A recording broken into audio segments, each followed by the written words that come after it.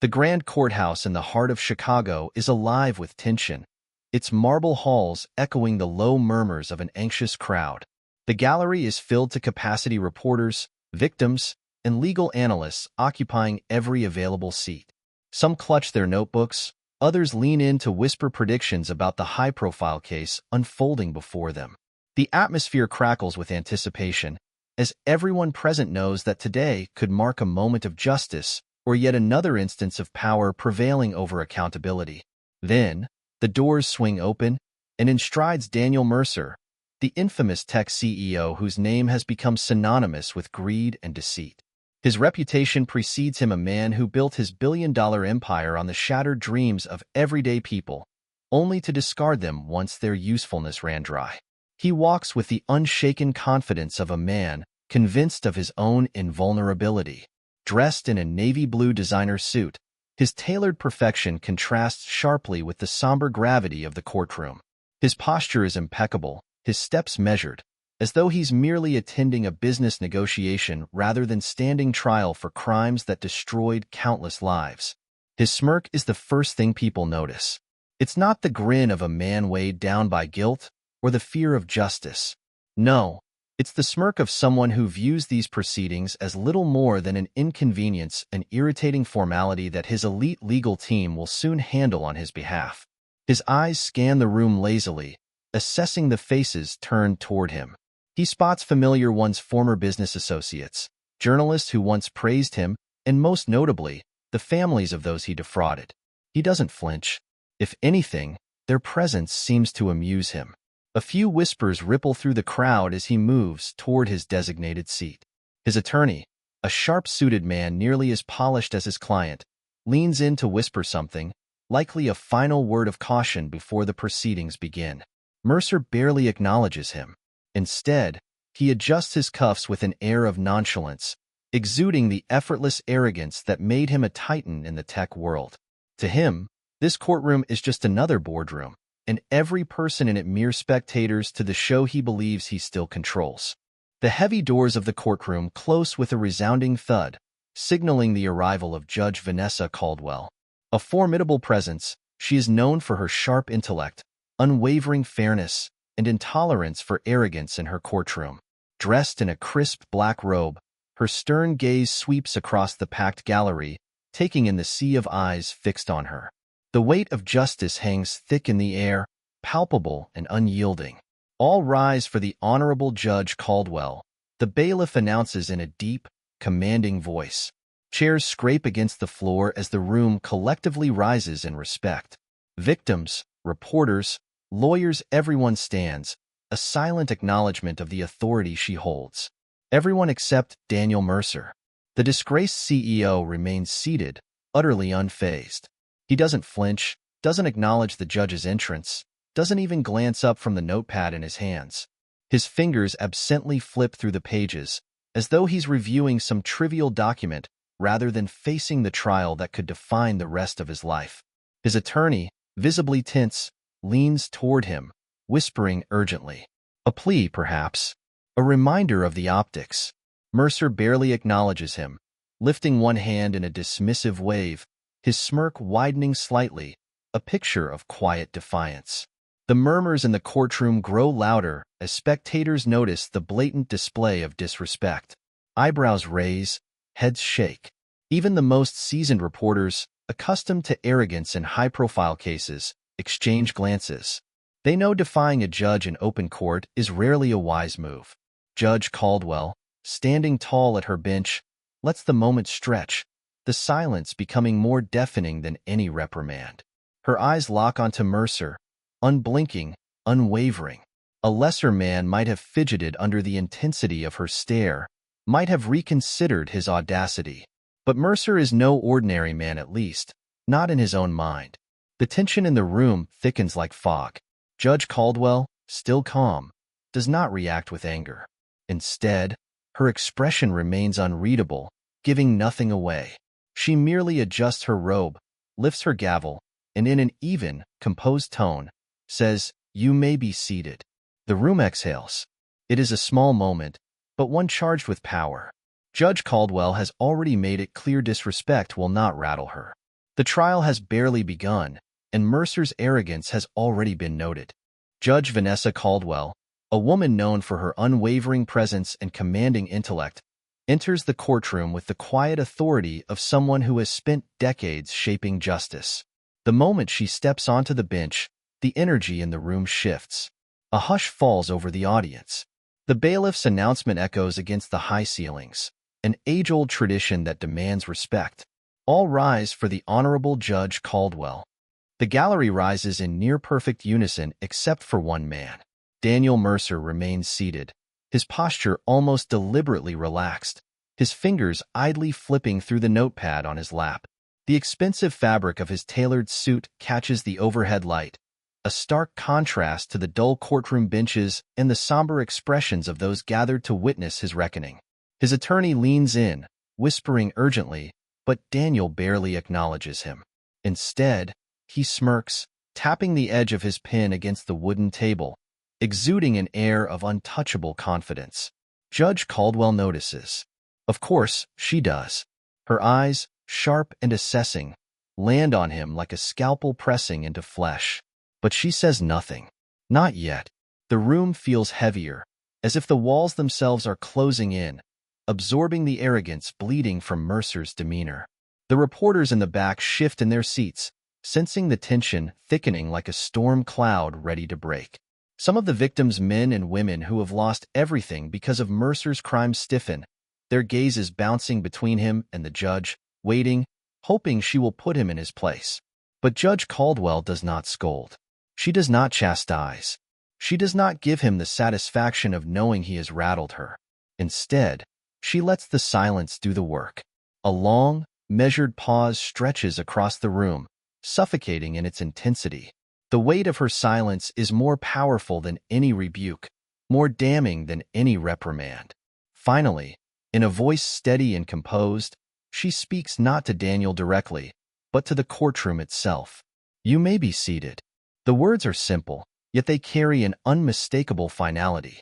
They are not a request. They are a command. And for the first time, Daniel Mercer shifts uncomfortably in his seat. Daniel Mercer wasn't just wealthy, he was a symbol of unchecked greed. As the founder and CEO of Mercer Tech, he built a billion-dollar empire, positioning himself as a visionary in the world of finance and technology. To the outside world, he was the embodiment of success, a self-made mogul who had cracked the code of modern wealth. He spared no expense in showcasing his fortune. Private jets carried him from one exclusive event to another, where he rubbed elbows with politicians, celebrities, and business elites.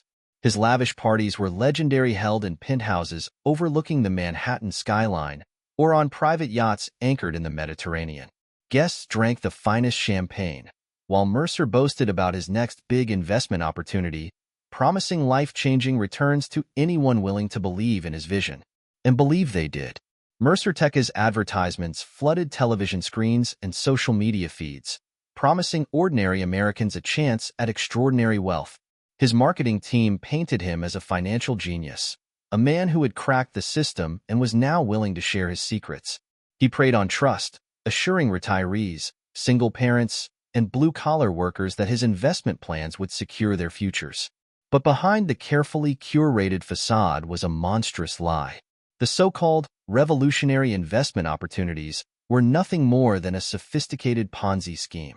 Mercer Tech didn't create wealth, it stole it. The early investors were paid with money from new victims, and when the walls of deception began to crumble, it was the working class that suffered. Thousands of families lost everything. Retirees who had spent decades saving for a comfortable future were left penniless, forced to return to work in their old age. Parents who had diligently put money away for their children's college tuition had to tell them that their dreams were no longer affordable. Some lost their homes, their security, their dignity. Others sank into bankruptcy, depression, and despair. Meanwhile, Daniel Mercer lived like a king. Even as financial analysts began questioning his company's numbers, he dismissed the concerns with arrogance. To him, the people he defrauded were nothing more than numbers on a spreadsheet, pawns in his personal game of wealth accumulation. And as the truth unraveled, the world would soon see just how deep his deception ran. For years, Daniel Mercer operated under the illusion of invincibility. His wealth shielded him from scrutiny, his lawyers silenced dissent, and his carefully curated image kept the public in awe. But no empire built on deception lasts forever. The cracks began to show when financial analysts noticed discrepancies in Mercer Tech's reports returns that seemed too good to be true, numbers that didn't add up. A whistleblower, a former employee from Mercer's inner circle, leaked internal emails to authorities. In those messages, Mercer mocked his investors, referring to them as desperate and dumb, mere stepping stones to his growing fortune. That was the tipping point. Federal investigators launched an extensive probe, uncovering a trail of fraud that stretched across multiple continents. Mercer Tech's financial records were riddled with falsifications. Auditors found offshore accounts in the Cayman Islands, the Bahamas, and Luxembourg, where millions of dollars had been funneled away from prying eyes. Mercer had built a labyrinth of shell companies, designed to obscure the flow of money and protect himself from liability. Despite the mounting evidence, Mercer remained smug. When news of the investigation broke, reporters gathered outside his New York penthouse, expecting a man under pressure. Instead, he greeted them with his signature grin, stepping out in a designer suit, exuding confidence. "This is just noise," he told the cameras, adjusting his cufflinks. "I have the best lawyers in the business. I'll be fine." His legal team, a powerhouse of elite attorneys, immediately went to work, exploiting every loophole in the system. They filed delays, motions, and appeals, dragging the case through months of legal red tape. Their strategy was clear: wear the prosecution down, exhaust government resources, and push for a settlement. But this time, Mercer underestimated his opposition. The sheer weight of the evidence was undeniable. Prosecutors uncovered falsified earnings reports, fraudulent investment portfolios, and damning internal communications. Victims came forward in droves, their stories a powerful testament to the devastation Mercer had caused. The public outcry grew louder. News outlets ran exposés. Lawmakers called for severe consequences. Investors once dazzled by Mercer's charm now wanted blood. And so, despite his arrogance, the trial moved forward. For the first time in his life, Daniel Mercer found himself against an opponent he couldn't buy off, manipulate, or outmaneuver. For Daniel Mercer, the courtroom was just another boardroom, another place where his money and influence could dictate the outcome. But for his victims, this trial was their only chance at justice, the only opportunity to make their voices heard after losing everything. Marie Torres was one of them. A single mother of two, she had spent years working double shifts as a hospital receptionist, carefully saving for her children's future. When she saw Mercer Tech's promises of safe, high-yield investments, she believed it was her chance to secure a better life for her kids. She poured everything she had into the fund, her life savings, her hope, her trust. Then it was gone. On the stand, Marie could barely hold back her tears.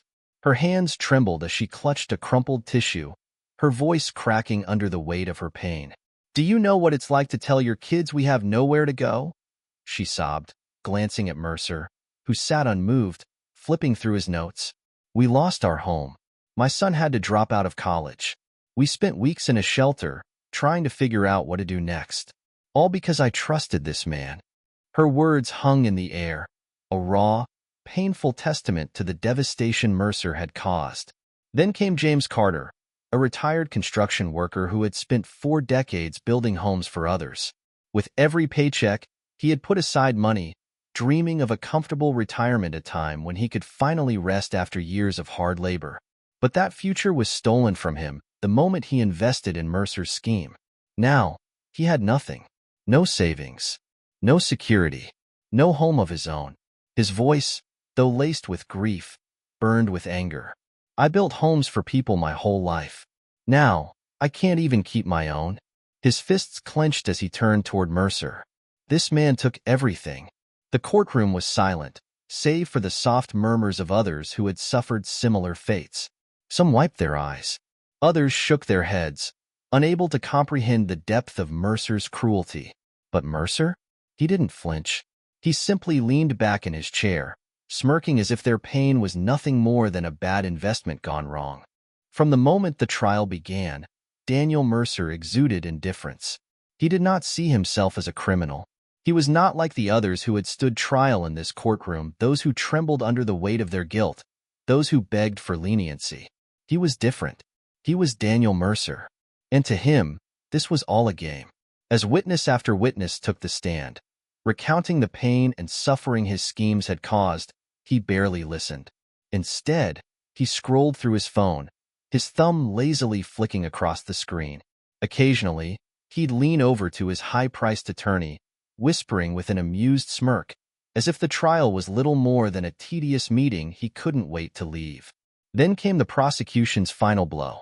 The lead prosecutor, a no-nonsense litigator, approached the jury with a folder of damning evidence. She cleared her throat before reading aloud from Mercer's private emails messages where he had mocked the very people he had stolen from. These people are desperate and dumb. If they actually read the contracts, they know better. But they don't. And that's why we win. Not my fault they're idiots. Gasps rippled through the courtroom. The victims in the gallery stiffened, their faces twisting with a mixture of shock, anger, and heartbreak. Some murmured under their breath, while others simply stared in disbelief at Mercer's sheer callousness. And yet, even now, Mercer remained unapologetic. He chuckled softly, shaking his head. Then, with an exaggerated sigh, he leaned back in his chair, arms crossed, and said with an amused scoff, "It's just business. They should have been smarter." A stunned silence fell over the room. Then bang. Judge Caldwell's gavel slammed down, the sharp crack echoing off the wooden walls. Her piercing gaze locked onto Mercer, her voice firm and cold as steel. "Mr. Mercer, this is not a boardroom. I suggest you adjust your attitude." For the first time, Mercer sat up straight, his smirk faltering ever so slightly. Because for the first time, he was beginning to realize this was no longer his game to control. The final day of the trial had arrived. The courtroom was packed to capacity, the air thick with anticipation. Rows of reporters lined the back, cameras poised, eager to capture what was expected to be one of the most consequential white-collar crime verdicts in recent history. Victims filled the gallery, their eyes fixed on the bench, waiting for justice. At the defense table, Daniel Mercer remained unfazed. Dressed in yet another impeccably tailored suit, he leaned back in his chair, one arm draped over the backrest, exuding confidence. To him, this was all just a formality. His lawyers had assured him they could work out a deal: probation, maybe a fine. After all, he was Daniel Mercer. He wasn't going to prison. As Judge Caldwell took her seat, the murmurs in the courtroom died instantly. A hush fell over the room, the weight of the moment pressing down on every soul present. Her gaze swept over the courtroom before landing on Mercer. Her voice was measured, firm, and absolute. "Mr. Mercer, you have been found guilty on all counts of fraud, conspiracy, and obstruction of justice." The words hit like a hammer. For the first time, Mercer's signature smirk faltered. His posture stiffened, his fingers clenching the edge of the table. Judge Caldwell continued, unwavering.